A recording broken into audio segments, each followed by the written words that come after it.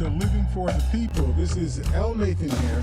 Welcome you to our broadcast, focused on providing you insight into events shaping our national and regional world and the facts behind those events and policies that are shaping our world for today and for tomorrow. Join us weekly on Mondays, Wednesdays, and Fridays from 9 a.m. to 10 a.m. following Amy Goodman's Democracy Now! Program. And of course, our program is live, so you can call in, you can join that discussion. We really hope that you will. Our number here again is 716-878-5104. That's 716-878-5104. We're also joined here in the studio by our in-studio audience of one, Norma Carter. He's got dollar bills falling off his collar and whatnot. He was out there collecting so much money in the world. He's doing a great job. How you doing there, Norm? Doing pretty good. Good morning, Mr. Hare. Thank you, sir. And of course, we're here with Willie H., who is our technician. He's our engineer. He's the reason we're able to do the live streaming of the program. Welcome, Willie.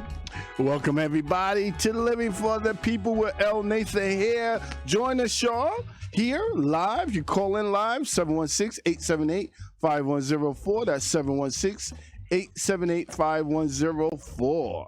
So I want to talk about a few things today. I want to talk about a little bit about the evidence that's mounting against our overall cousin, Donald Trump. I mean, it's gotten so ridiculous. You shouldn't have to report on this stuff, but we have to. I want to also talk about the fact that we have an investigation underway by the House Oversight Committee, led by the Republicans, because the House of Representatives is in the majority Republican House, so they get to lead all of the committees. And so we get to find out that the basis for the Republicans railing against Joe Biden's son, Hunter Biden, trying to claim that he was a crook, that he was taking bribes, that he was this and that. The basis of that comes from a person named Gal Luft, who himself is under indictment for fraud. Wow. Doesn't sound like that's a really good source, of your whistleblower information and whatnot. So I'm going to talk a little bit about that. I want to talk about just the state of where we seem to be in this conflict between Russia and Ukraine. But I need to make sure that we stop allowing the media and the people who are doing wrong to allow those people to keep changing the way that we talk about stuff so that we talk about it on their terms rather than correct terms. And what I mean by that is when we talk about the conflict in Ukraine, they talk about this as if, this is a war between Ukraine and Russia. It's a conflict between Ukraine and Russia. There are things that, we need to be trying to work out to come to a settlement between Ukraine and Russia. If I stole your car and I still have your car, would you accept somebody, talking about, well, we'll do a settlement, but we're going to keep the rear two tires? Wow. We're going to keep your distributor. Wow. We're going to keep your voltage regulator. I mean, what are you talking about? It's my car. The whole car is my car, not some of the car. The whole car is my car. Yes, sir. The whole Ukraine is Ukraine. Mm-hmm. Ukraine didn't attack Russia. Ukraine didn't violate a contract with Russia. Ukraine didn't poison any Russian rivers. Mm-hmm. Ukraine didn't keep Russia from being able to function at any level on anything that the Russians were doing. Mm-hmm. The Russians simply saw a shining jewel that was prospering with its grain sales and other oil sales and so on that go through Ukraine, and they wanted it, period. They just wanted it. Kind of like when the United States took, Puerto Rico. Oh, I'm sorry, that's another story. That's another story. I didn't mean to get on that one. No, tell us more now. You went there. I want to know more now. We'll do that another day. But you know that Puerto Rico didn't just hand itself over to the United States, right? We took it? The United States took Puerto Rico. That I didn't know. I didn't know we took it. It's important. I thought they joined. That's why Ron DeSantis doesn't want you to study history. He just wants you to study the propaganda sheets that they produce. But I want to end today's program talking about something positive. Right, okay. Or at least it could be positive. Right.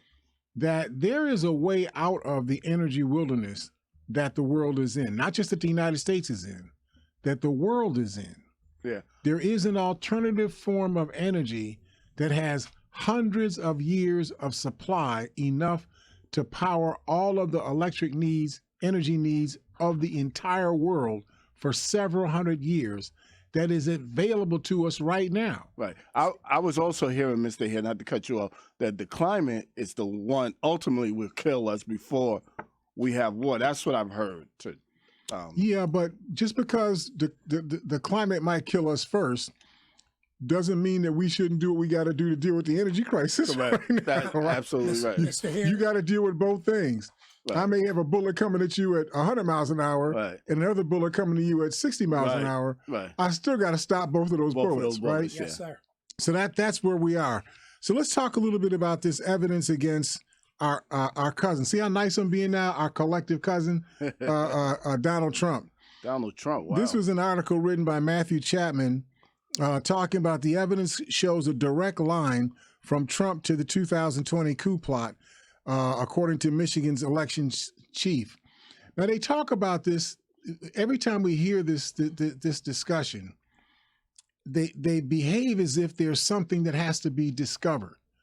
What has to be discovered about Donald Trump doing everything in his power to overturn the 2020 presidential election?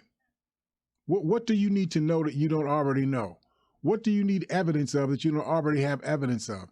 We have 7 states where in those states, they produce lists of electors from those states that were not the electors that were listed for the winners of the Electoral College votes in those states.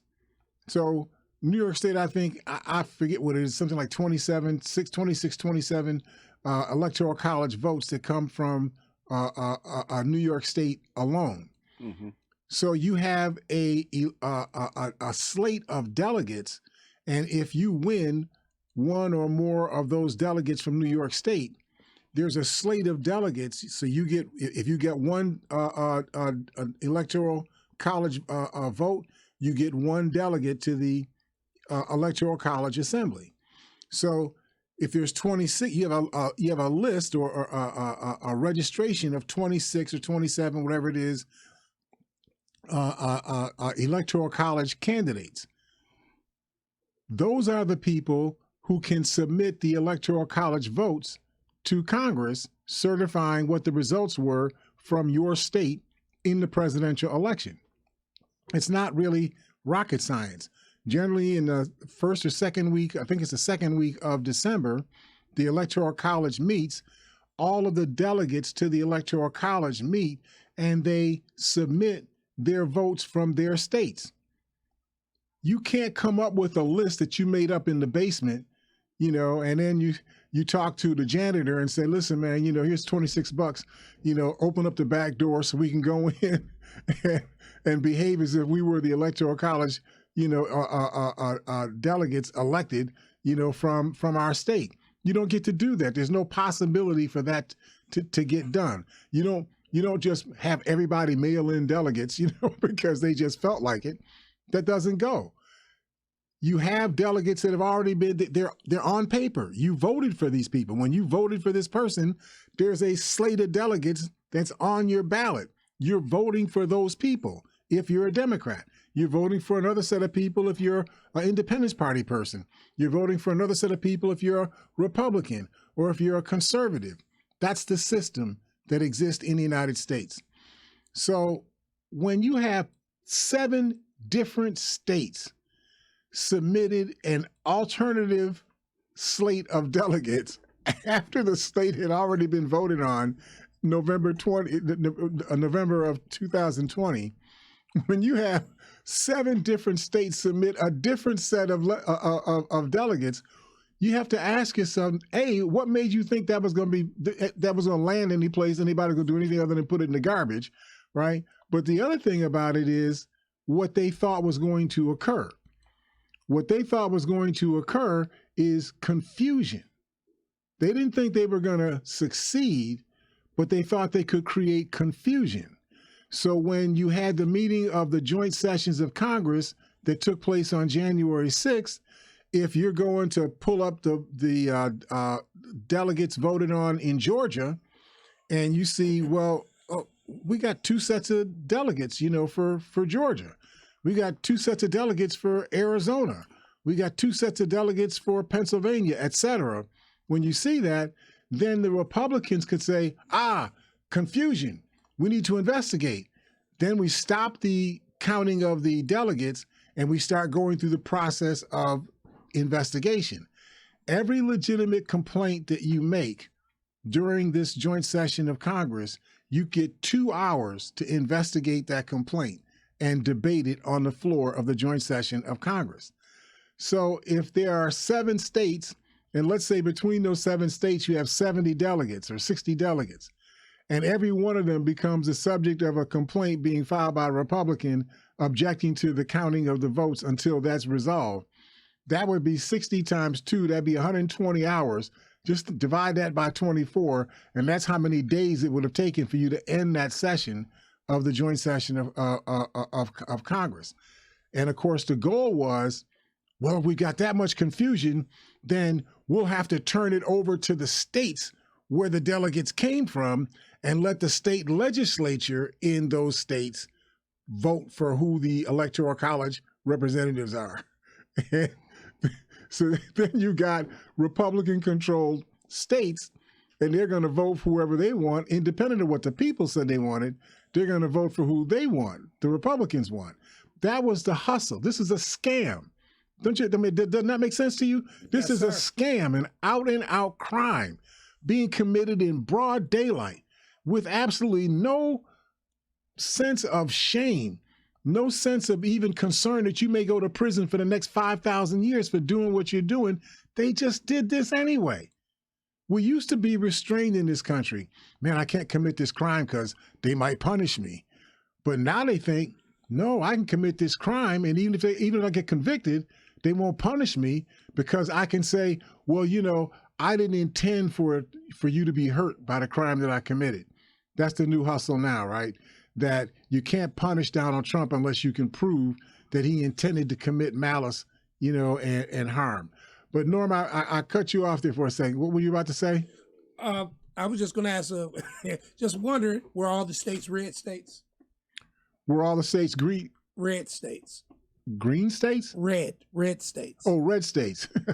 My ears are not working with me so well. They were not necessarily red states. They were what they call the purple states. The states that tend to go both Democrat and Republican, depending on what's going on. I got you. Yep. So, Special Counsel Jack Smith has been trying to secure an indictment against the president, or had been securing it and secured an indictment of the former president based on the classified documents that he stashed at Mar-a-Lago. Some of those documents he actually took from Mar-a-Lago to his, I think it's called Bedweiser or something, or Bedminster, the golf club that he has in New Jersey. Mm-hmm. He's moving documents any place he wants. Then he gets up and he tells the public, this is what I mean by allowing people that are the criminals to define what the terms are of how we discuss the crime. You and I would say you stole thousands of pages of documents that belong to the people of the United States and should be in the custody of the National Archives and Records Administration. That's right. And we have 2 laws that govern that. We have the Presidential Records Act and we have the Espionage Act that governs these things, right? Period. There's no ifs, ands, or buts about it. Right. But they turn it into, well, the Presidential Records Act says that these are presidential records and I'm the president, therefore they're my records. Wow. And he says that was that was a thesis that I operated on. Now, if I was wrong, maybe I was wrong. But that's the thesis I operated on, and I honestly came across that thesis, right? That's the posture that's being put forward by Donald Trump and supported by the Republican Party. My concern is not just because I think the courts will eventually, work all of that stuff out, even though the courts are not all that trustworthy either. But I think they'll work enough of it out that will come on the other side of who's right and who's wrong on this thing.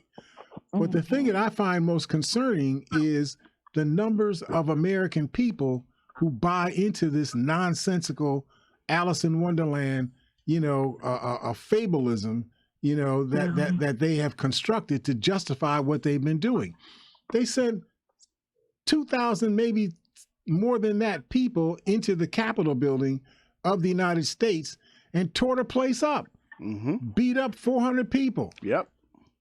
Took weapons and bashed people in the head. Yeah, and the thing about it too, Mr. Hare, is that every time you hear that story, it's like if it was people of color, if it was black, they wouldn't even got that far. They wouldn't even got inside the building. In fact, the very people who committed these crimes are the ones who were saying, yeah, those Black Lives Matter people, they were terrible people. We should have shot them. Donald Trump actually wanted to have the military go in at a Black Lives Matter protest. Wow. Where the people who were committing the mayhem, it happened near the end of the protest. In other words, the protest started, in the course of the day, but sometime around 9:30, 10 o'clock, late at night, you get provocateurs that come in, probably with, I can't name because I don't know if it was them or not, but they appear to be people that were not a part of the Black Lives Matter movement. They were people that came just to take advantage of the situation to create chaos and disruption or to steal. You do know that thieves always wait until you're not looking and steal from you. Yeah. Right? So if they see you looking at the guy on the stage saying, we shall overcome and stop the the Nazi pigs, while everybody's looking at that, the thief is looking at your back and going in your store and what was it on Willie? It was on Bailey Avenue where there was a guy with a gumball machine. He had taken. Wow. What was he doing? He stole a gumball machine. Oh, okay. And he's running down the street, down Bailey Avenue with a grin on his face, like he had done something. Wow. like it was a heroic act because he stole a gumball machine. Wow. That kind of nonsense, you can't blame that on the Black Lives Matter movement, but that's what the public that's did. what they did. Wow. And just easily, they went for that, but they didn't have that same problem when this 18-year-old child, goes to Ferguson, Missouri with an AR-15 in public, starts selling wolf tickets to people in the protest crowd, gets people looking at him, then he gets intimidated because people don't like the way he's talking, and he starts to muscle with his gun. Because he starts muscling with his gun, somebody else there who was an Antifa person, he goes to his gun.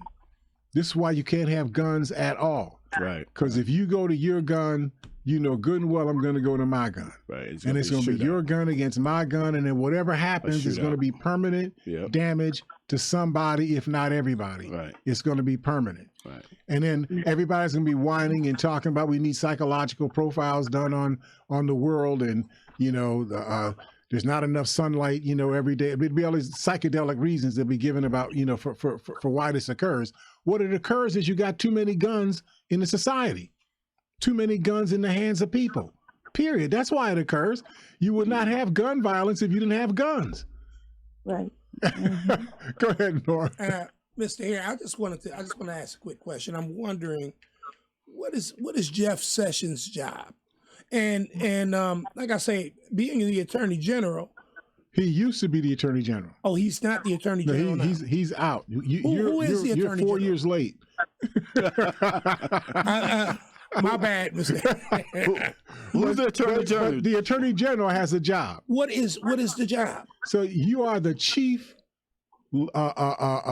officer, law enforcement officer of the country. Okay, with him on everything, not just on theft and murder, but you're the chief law enforcement officer on poisoning water. Okay, the Flint River and so on. Well, here's my question: If not Jeff Sessions, but who was the Attorney General?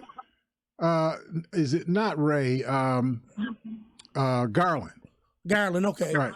If Garland and James Smith, do they collaborate? Do they get together in order to? Oh yeah, I mean, Garland appointed Jack Smith to be the special prosecutor assigned to this case. So he has to report his findings directly to the Attorney General, to Merrick Garland. Okay, well, as I say, it seems as if both of these guys, I mean, it's like nothing is being done we got 37 counts against Mr. Trump. I mean, it's been 31 against Mr. Trump in New York State. It's been going on a while. Just 68 felonies. Just 68 counts. 68 felonies. Yeah. Can you imagine how the world would talk about you if you had 68 felony indictments sitting on your head? Two indictments. They'd be forgotten about me because I'd have been long locked up. Yep. But it's kind of crazy. I'm just wondering. It doesn't seem like they're coming together to take care of what they need to take care of. See, because they're trying to balance things that, in my view, you should not be trying to balance. You have people who are insidious vermin criminals that have taken control of one of the parties in this country. And they're using their control of that party to be able to reverse all of the gains that we have had in this country to make it a more humane and fair and inclusive nation. You have that body of people that lie all day long, all the time, just constantly keep lying, okay? You have that body of people, but your concern is because that body of people got 74 million votes out of the 153 or 154 million votes that were cast in the 2020 presidential election, this body of people got something like 73, 74 million votes, and they behave, as we saw with January 6th, they behave as if we don't get our way, we'll tear the place up. We'll destroy the place. We're going to take it. Which is what they do. So you got the Merrick Garland type people who say, well, we know we got to straighten this out. All these things that were illegal, all these things that were wrong, that were being done by these people, but we can't do it in a way that's going to offend, or at least not offend too much, the people that make up that body of 74 million people that voted for Donald Trump on November 3rd of 2020. That's what the concern is. They're so worried about offending that body of people that they essentially offend the rest of us who make up the majority of the people. They offend us because we have to keep putting up with them taking us through all of these psychedelic changes and whatnot to prove what's already proven. Donald Trump instigated the insurrection on January 6th, period. You saw it with your own eyes, with your own ears. You have people that you live with that were witnesses to what went on. It's not like this was done, in secret someplace. This was done in public. We know that Donald Trump lied about these alternate delegates to the joint session of Congress to submit the Electoral College votes from each state to the joint sessions of Congress. We know that took place. We have the records. We have copies of the original correct registrations or authorizations of those delegates, and we have the forged copies of them. We have the records. We've had the records for over a year and a half. So there's no reason why these people have not been put in jail, have not been convicted, or at least tried. I can't say you got to first go through a trial. There's no reason why these people have not been tried for the apparent crimes committed by these people. But they have not. And the reason why they have not is because they're more afraid of the malevolent people in this country, the ones that are the race-based, class-based, the us against them based, our white nationalist based. We're so concerned about provoking them. It's like provoking the Russians, the poking the bear.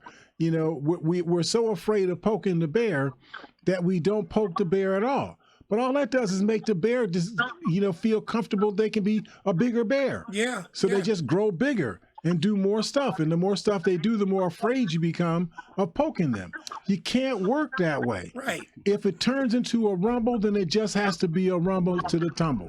It just has to be that way. All right, talking about Rumble, I got a caller, a special caller, Mr. Here. I'm gonna give a pause and we'll come right back. But In fact, yeah, we can take this all the way to the break. yeah, right, cool. So we got a young lady. Let me tell the story before I bring her up. I think I was going home or whatever, and I used the bus terminal. And usually when you go to the bus terminal downtown Buffalo, you get to see a lot of people look like homeless people sitting there. So I walked in and I think I grabbed a bite to eat, waiting for my bus or whatever. And I saw a young lady. At first, my first impression was, all right, maybe she might be part of the homeless because she was sitting there and she seemed very comfortable. You know, young lady, nice, attractive young lady too. And then I noticed something. This young lady was going around talking to the people there, feeding the people there. And I was amazed because you don't get to see that often. Not one, maybe a group, a church group, but she was doing it by herself. And then I said, hold up, what's your name? And her name was Mariah. Then I found out she was Riah MONEYBAGG NOLOVE on Facebook. But we have her here on the phone. And Mariah, I want you to introduce yourself. Yeah, my name is Mariah Patterson, but I go by Riah MONEYBAGG on Facebook. But that's a long story why my Facebook name is that. But yeah, pretty much. Well, I try to do as much as I can when I can for people because I've been in a situation where I was homeless and I didn't have nobody or no family support. So I seen this older lady. I always see her down there, like when I'm down there going to see my mother in Niagara Falls, and she was crying for some reason that day. And I just, in my heart, God told me, take the last little $4 you got and go grab this lady something to eat and something to drink. So that's what I did. Let me pause right there. Pause right there. She took the last $4 that she had and just enough to get on the bus. But do you know, in a matter of, I think, 20 minutes, I gave her $10. Another guy gave her $20. But you get to see what God does. When you take care of his, he take care of you. So in a matter of 20 minutes, she got 10, 20. I'm like, that's the way God works. So go ahead, Mariah. Well, I'm surprised that Mariah isn't asking you to give her $10. That was the surprising part. I wasn't expecting anything in return. I did it out the kindness of my heart. I know you did. he seen me do that, and then he came and gave me $10. And then when we got on the bus going to Niagara Falls, another man and his family were trying to get on the bus, and they didn't have the money. So I'm like, here, I have $10, for you to pay for your family to get on the bus. And he turned around and gave me 20. Right. And when I got to my mom's house, it was a young lady that wanted something to eat. So I gave her the $20, and her mom came back and gave me $50. Wow. That's What does the text say? The text says it'll compound what you do. The text says it'll compound what you do, sometimes 30, sometimes 60, sometimes 100-fold. Yeah. That's exactly what you see. Now, Mariah, I didn't know that, but see, just showing how God works, and this young lady is living it. Go ahead, Mariah.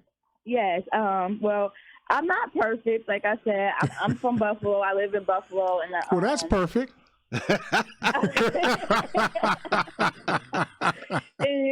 like I said, I just seen a lot of things growing up and been through a lot of things between prison and, going in and out of jail, foster home and stuff like that. So it's like me growing up around a church family and a church family base, I feel like it's not just my duty, but it's my goal to help other people and to let them see that it is a God, and no matter the struggle that you're going through, God will see you out because he see me out of a lot of things. And I am not my testimony. God is my testimony because he helped me to this day be able to speak about my testimony. So I don't say I'm my testimony. God is my testimony because he got me here to be able to speak about it. Wonderful. You know what I'm saying? Outstanding. Wow.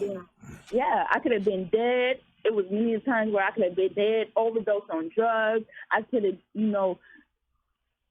there's a lot of things I could have been. You feel me? But I'm not them things. My story doesn't mean I'm that person. That story that I'm going to share is not the person that God sees me as. That's it's right. the person that I used to see myself as, but now I see myself as somebody else. You know what I'm saying? And a lot of people can't even do that to this day, see themselves as the new person that they're turning into. They That's always right. look at the person that they was in their past. That's I'm right. only 28 years old, and I'm very wise for my age, and I listen to everything people tell me. It might not seem like I do, but I sit there, I listen, and I analyze. Now, hey guys, she's 28 years old, but when I saw her, she looked like she was 18, small, slim, pretty little girl, and just saw her doing amazing things, and it just like wowed me. I'm like, you don't get to see this that often. It was just, and then I heard a story. Hey, Mariah, tell them. Matter of fact, Mariah, hold on. Let us go to a break. Let's do this the right way, and then we'll come back and just share with them a little bit of your vision. Okay? Okay. All right. Excellent. Go ahead, Mr. If you all stick with us, we will see you on the other side of the break here at Living for the People at 91.3 FM WBNY.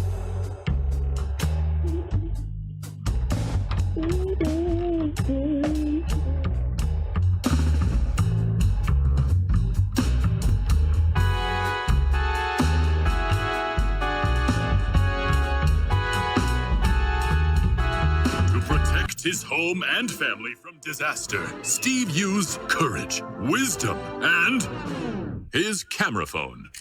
That should do it. Way to go, Steve! By simply taking digital pictures of his family's important documents, Steve can always have them stored safely online, no matter when disaster strikes. Learn other simple ways to protect your home and family before a natural disaster at ready.gov. That's ready.gov. A message from FEMA and the Ad Council.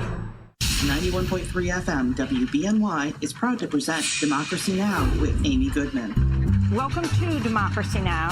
Award-winning investigative journalism. Is the NRA imploding? Providing relevant analysis that makes you think. Secret State Department documents, including evidence of U.S. war crimes. Fact-finding reports you will not hear elsewhere. Democracy Now! Airs Monday through Friday, 8 a.m. on 91.3 FM, WBNY, Buffalo. All right, welcome back to Living for the People. This is L. Nathan here, your host. We're here with Norm Carter, who is our in-studio audience of one. Welcome back, Norm. Thank you, Mr. Hare. And we're also here with our engineer, who's our genius from the 21st century, Willie H., who does the live streaming of the program. Welcome, Willie. I don't know if I'm a genius, but I did have a young lady used to call me Big Baller Shot Caller. I like that one. Yeah, well, you are all geniuses to me. I'm still a rotary phone type person. Right. So listen, we were just talking to Ms. Patterson. Let's hear her testimony. Go ahead. Well, I'm gonna keep it short. But like I was saying before we went on break, I was in prison. I did some time. I committed a crime that I'm not proud of.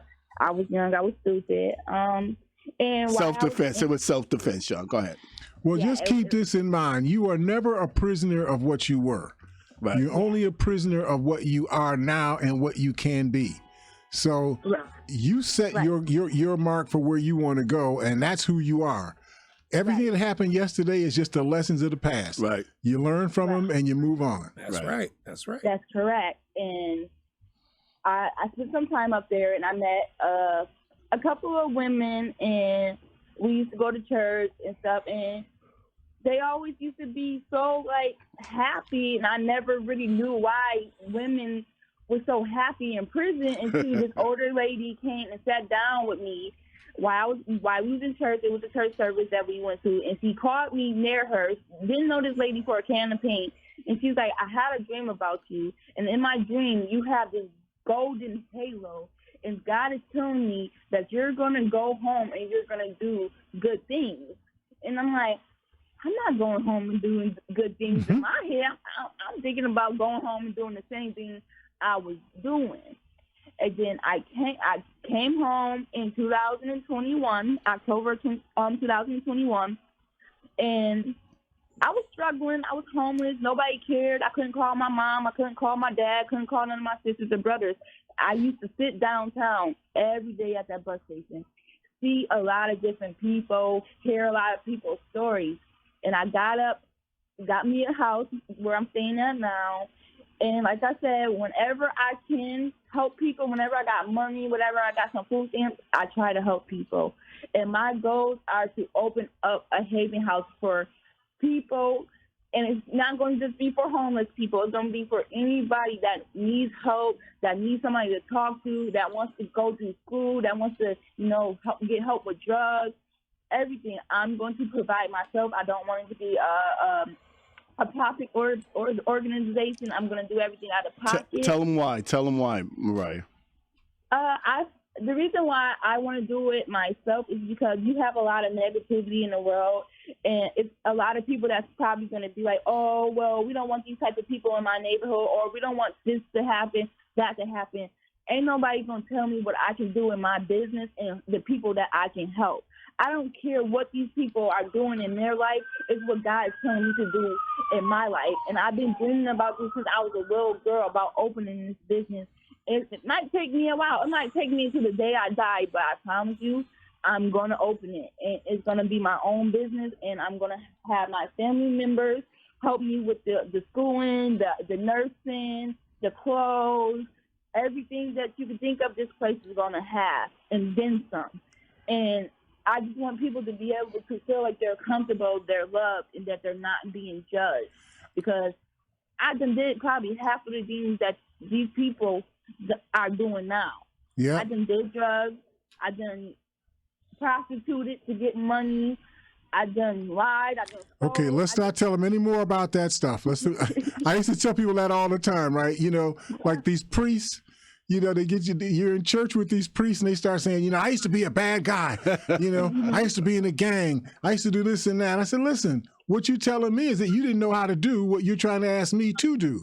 I want people that have proven that they were able to get through life without having to do that to be in front of me. So I was a bad guy too, but I'm not telling you all about the bad stuff that I've done. No. I'm a better guy now. We all did some dirt. Let me just say this to you. I want to give you a couple of names. If you got a pencil and paper handy, I want to give you a couple of names of some people and their phone numbers that I'd like for you to call, that I think may be able to help you with your vision for yourself and for our community. Yes, let me just grab something real quick. Awesome. Mr. HARE, y'all. Whenever you're around Willie H., you always should have a pencil and paper in your hand, because he's always going to be asking you to call somebody. So far, that is definitely the truth. You can tell me, dang, I might have to go in my kids' room and grab a pencil, because they always... Yeah, that's where the pencils are, with the kids. Taking my pencils and my things, even if it's just a crayon. I found me a crayon. There you go. Whatever you can write with. So the first person is Sam Radford.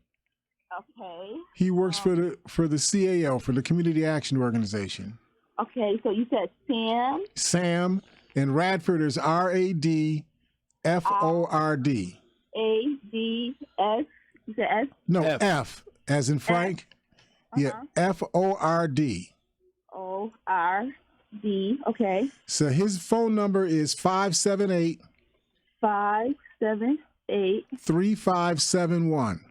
3571. He works for the CAO. CAO. Okay. So you just tell him that, we talked on the air today, and I'm referring you to him. He may not have the specific thing that you need, but he'll know who to call to connect. The CAO was a pretty big organization that I led for 22 years. So there's a lot of resources that they can connect you to.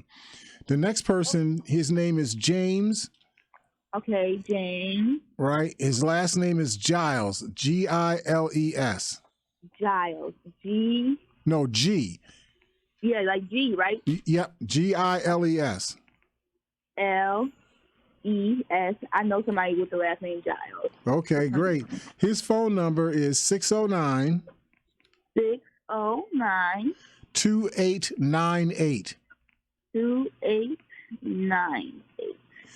And he works for an organization called Back to Basics. Back to basics. Basics. Okay. Right. And his ministry is in some ways similar to yours in terms of the people that he tries to work with. He tends to work more with males and females, but he does work with females as well. But I think that he's pretty wired up now. He's got contracts with the county and with the state, with the city, so the kinds of people that you need to be working with to get your vision accomplished are the same kind of people that he works with right now. And I think this might help. Okay. Yes, because I definitely need some guidance in a lot of things. Because, like I said, I'm learning and I'm studying on certain things for the business and stuff. But it is a lot of things that I still need to know and learn because I want my business to be a success and I want to be safe. And I know certain type of people, they have mental health issues and everything. And I want to make sure that it's not only safe for the other people that's going to be there, but it's safe for the people, too, that's coming there. So I don't want them, not feeling like, oh, I can't talk to this girl. She's going to go run and tell my business or she's going to call and tell people, oh, this and that and that. Like, no. My business is going to be 100% just me, and half the time they're probably just going to be talking to me because I'm probably the only one that I can really sit down and understand them. I've been through most of the stuff that a lot of these people been through, and I just want them to feel as comfortable as possible, as loved as possible, and know that God is here and that He sees their heart. And not everybody is bad people; they just make bad decisions in their life. Bad choices, yeah. Yes, and I just feel like that's just something that I need to do, and I'm not going to give up on my dreams. Wonderful. I'm going to continue to work on my dreams. And Mariah, we want you to work on the dream. That's why Mr. Hare gave you those numbers. We're going to be for you. We're going to be for you. So anytime you need any help, give us a call. Mr. Hare, could you give her your number? Because I think sure. You call me on my number. My name is Nathan Hare, NATHAN HARE. Mm-hmm. And my number is 440 5996. 5996. So, and all of those are 716 area codes, by the way. Okay. So, Mariah, we are so happy that you called us. Hopefully, we'll maybe get you on at a different time, maybe when you get doing something, a project or something. But we're behind you.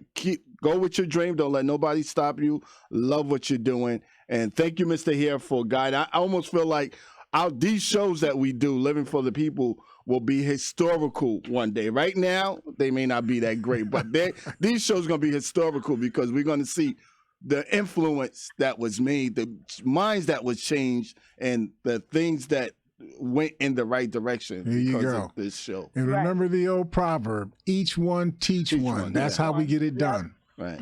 Yeah. All right, Mariah, want to say bye. Take care. God bless you. You too. Hey, call us anytime when you need. Anytime. Outstanding. Thank you. Take care, Mariah. Thank you so much. All right. Bye-bye. So listen, I want to take the last quarter of the program and talk a little bit about how we might be in a position to solve one of the largest problems that we deal with in the world, which is the energy crisis. But I want to talk about this in terms of we not only have the problem with energy, being able to create the energy that we need to run the place, to manufacture goods, to process food, to get the cows what they need in order for them to eat so they can poop methane into the air. No, I'm sorry, they're not supposed to do that. But we got that side of the problem. But the other side of the problem is the heat envelope, the warming of the climate that is going on right now. For all of those people that you've heard for the past 6,000 years that keep telling you, oh no, that's just warm weather one day. It'll go away. It'll change. There's nothing really wrong. They're lying to you. All those people that told you that, The last 2.5 weeks, we've had places in this country that have averaged over 100 degrees a day every single day for the past 3 weeks. Yeah. That are averaging over 100 degrees at night, every night for the past 5 nights in a row. Some places I've heard 110, and a lot of places been having weather that they're not used to having, even in the cold winter months. A lot of places that don't snow is now snowing. So, and listen, I'm a second generation Jamaican. I love the heat. Right. But I don't love 130 degree heat. Right. I'm just trying to be honest with you. Okay. Right. I want some ice water on top of that, right? You know, but we have some places in the United States that saw 125 to 130 degree weather in a single day. Right. Wow. If you look at the average temperature in the world over the last year, the average temperature in the United States is higher than it's been any year, average temperature any year for the last 20 years in a row. So even if it's not permanent global warming, some kind of global warming is going on right now that is being caused by something. Now, what's different over the last 100 years that has taken place in the last 100 years that did not exist prior to 100 years ago? The Industrial Revolution. Okay. All this energy, when we got from steam, you know, which didn't produce any, you know, carbon dioxide in the air, it just produced steam, you know, water in the air. We went from there to burning, you know, coal and then natural gas. Of course, we always burn wood, natural gas and so on. And what occurred is we started putting so much carbon into the air, so much carbon dioxide into the air, that carbon dioxide, those molecules actually absorb heat. In other words, the energy that keeps the electrons revolving around the nucleus of those carbon molecules, the more they're able to absorb energy, the larger the orbits are of those electrons. Mm-hmm. So they can suck up more and more energy. But then they reflect that energy back down on the earth, right? And so you wind up with the atmosphere getting warmer. If the atmosphere gets warmer, then the surface of the water gets warmer. Mm-hmm. If the surface of the water gets warmer, water does something that I think we all know, water, or ice rather, melts. Right. If the ice melts, it turns into water. The water has to go someplace. It doesn't stay in Antarctica. If it melts into the Arctic Ocean, then into the Atlantic Ocean, into the Pacific Ocean, and so on. And the result of that is a increase in the height of the water. But since the water isn't a building, the water that increases in height goes someplace. That's right, on land. It goes on the shoreline, the shoreline. So we're finding ourselves in a position where we're losing our shorelines all over the country. And this is happening not just with us, it's happening to everybody around the world who has a shoreline. Your shoreline is being attacked by these increases in the volume of water that is going into, you know, the water spaces in the country or in the world. That's the place that we're in right now. If we don't solve that crisis, we're going to be overrun. On our Savannah, Georgia is going to disappear, right? Miami Beach disappear. New York City disappear because they're going to be underwater. Wow. Now, they have big buildings. You have a building that's like 1,100 feet high, but the first 20 feet of that 1,100 feet is going to be underwater, right? We're going to be like Venice. You know, you go to Venice, you they don't even have sidewalks. They just have streets that are made of water, right? Wow. It's going to be like that. But at least in Venice, they planned for that. They built the city so that you walked out of your house and stepped into a boat. You know what I mean? You didn't step on a sidewalk, you stepped in a boat. They built the place around that framework because they knew that's what their reality was. But that's not what the reality is for us. That's not what, you know, Charleston, you know, South Carolina is about. That's not what Boston, you know, is about. That's not what New York City is about. They were not built for that. All of that is going to be challenged. All of that is going to be challenged by this increase of water. So we have to deal with global warming. Right. It just has to be addressed. And you can't deal with it tomorrow. You have to deal with it now. If you wait until tomorrow, it'll be too late to be able to do something about it. So I talk about that because I came across an article that I think is incredibly important. This article was written by Ambrose Evans Pritchard. He was writing for the online magazine called The Telegraph. And he says, this article says, limitless white hydrogen under our feet may soon shatter all energy assumptions.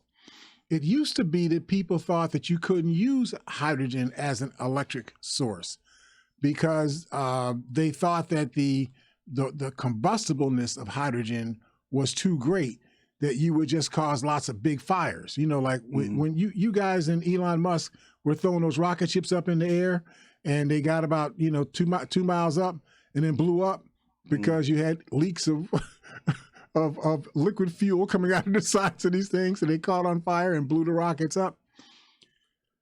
They thought that's what hydrogen would do. So everybody was afraid of using that as an energy source. But the article goes on to say that every few years, a disruptive technology comes out of left field and entirely changes the future of the global energy system. Remember with shale fracking, that shale type rock formation that we're all familiar with, looked like slate and so on. Mm-hmm. Well, there was oil trapped inside that, but you had to dig to get to it. Mm-hmm. And sometimes you had to dig vertically down and then dig horizontally, right? Which is why you started having these pipes crack. Oh. You think about a pipe that's on an angle that goes, say, 60 degrees, down, and then it's got to go 180 degrees, horizontal. You got a lot of pressure, in that kind of pipe. And we've seen the consequences. I believe some of those earthquakes that we've seen in Texas, where they had something like 17 earthquakes of a scale somewhere between 3 and 4.5. What do they call it? The word escapes me now. The Richter scale, 3.5 to 4.5 on the Richter scale. They have 17 of them took place in 1 year, 3 or 4 years ago.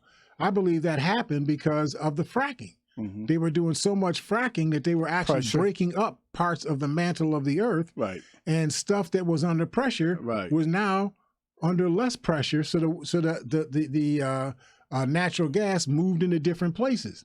The places where it moved were weaker than the places that it was in before, so it started pushing that stuff around.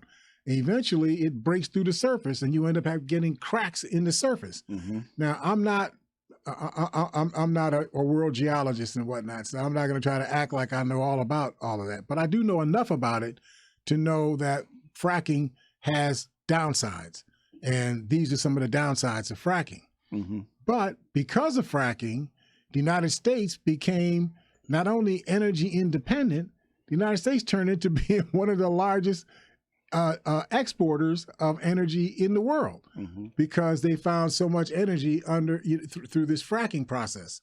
Well, America went from an alarming energy deficit to becoming a top exporter of oil and gas over a 10-year period. Well, with this white hydrogen situation, suddenly we're waking up to the real possibility that vast reserves of natural hydrogen lie under our feet and can plausibly be extracted at costs that would blow away the competition from drilling for gas, fracking, for gas, even wind power, even solar power, cheaper than those sources of power. Solar power, wow. This is big stuff if it turns out to be true. Yeah. Now, of course, I read this, in an online magazine. So we have to test this, right? I've called a couple of people. They say that this is true. Wow. But, we need a lot more people putting eyes on this thing, because if this is accessible, if there's a technology that allows us to be able to access this hydrogen safely, we need to be jumping on this bandwagon right now. Yeah.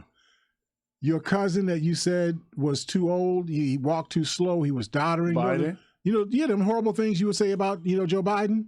Mm-hmm. Joe Biden put $8 billion in the infrastructure bill that he got passed last year, he put $8 billion in there to do the exploring on how do we get this hydrogen out of the ground. Oh, wow. So he already knew about it. Already knew about it. Nice. The guy you keep claiming is the old guy, slow? the doddering guy, the slow guy, Yeah. you know, the one that doesn't have his wit together.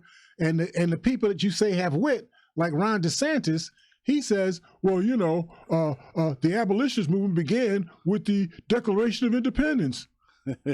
Are you kidding me? You can't be that dumb. There's no such thing as a person being as stupid as Ron DeSantis presented himself to be. But that's another story. We'll get it at another day. The Professor Alan Prinzhofer from the Institute of Physics in Paris, he found that the gas flow for hydrogen, this is where they found this hydrogen gas deposit that was in a place in Mali in Africa, had 98% purity. If you get stuff that out of the ground that's 98% pure, you only have to correct 2% of it. That's a much better deal than stuff that you can barely get it at 5% purity. you have to invent the rest of it, you know, in order for you to be able to use it. This is a big deal. So what he talks about is that this gas flow remained constant over a period of time in this mine in Mali. And in fact, as they were extracting the hydrogen from the ground, the pressure that the hydrogen was under stayed the same. So what does that mean?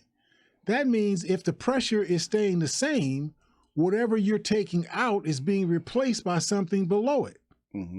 Something is continuing to keep that amount of hydrogen in the space where it is right now in Mali. So even as you're drilling stuff out, new hydrogen is going into that space. So what does that tell you? It tells you that whatever creates the hydrogen is a process that is an ongoing process right now that is creating new hydrogen on its own. You don't have to invent it. You don't need nuclear power. You don't need sails. You don't need tents. You don't need, you don't need levees and whatnot. You just need to be able to get this hydrogen out of the ground without creating more carbon pollution. That's what needs to be done. The U.S. Geological Survey concluded in April that there is probably enough accessible hydrogen in the Earth's subsurface to meet total energy demand for the world over the course of several hundred years. You're kidding. Total demand of the world. Wow. For the next several hundred years, you can do by mining hydrogen. You just have to figure out how to mine it in a way that doesn't increase your problem with global warming. Right?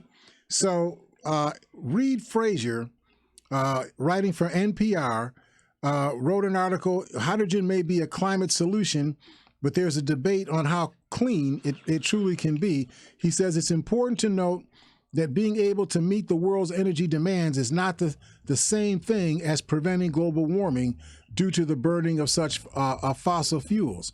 When it's used to fuel a car or power a plant, hydrogen's chief byproduct is water. Are we at the end already? Yeah. Oh my goodness. Got like 2 it's water, not climate warming carbon dioxide. But finding a clean and cheap source for making hydrogen has eluded scientists and policymakers for decades. Biden's infrastructure law created $8 billion for at least 4 hydrogen hubs to produce, store, and use this combustible gas. Hydrogen can be a clean alternative for industries such as steel mills, fertilizer plants, and shipping. I can't say this guy's name. Vyacheslav Zagonik, a Ukrainian geologist, thinks that white geologic hydrogen could be so cheap and abundant that it conquers the energy market.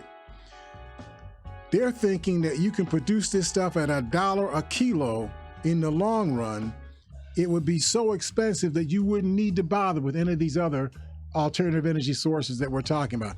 I'll talk about this a little bit more on Wednesday. This is really a big deal. It is a big deal. If we are, but the issue is, do we have the kahunas to grasp the opportunity and do something with it, right?